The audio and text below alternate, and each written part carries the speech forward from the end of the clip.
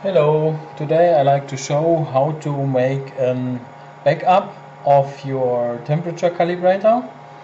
We start with the main screen and then we go to setup, operate this, and then you see different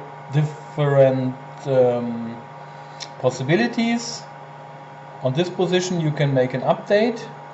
If you go to the second page, you can find System Backup. So if you operate this button, you will be asked to put in a USB stick, and you put it in and you say OK, and now the calibrator is reading the USB stick. Could take a while.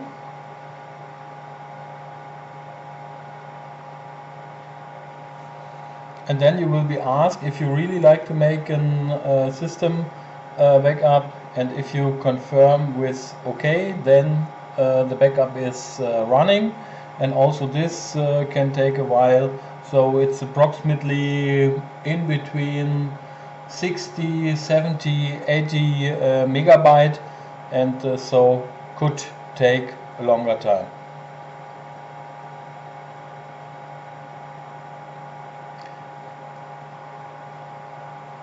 And you can find after the backup a backup file on your USB stick, and that's it.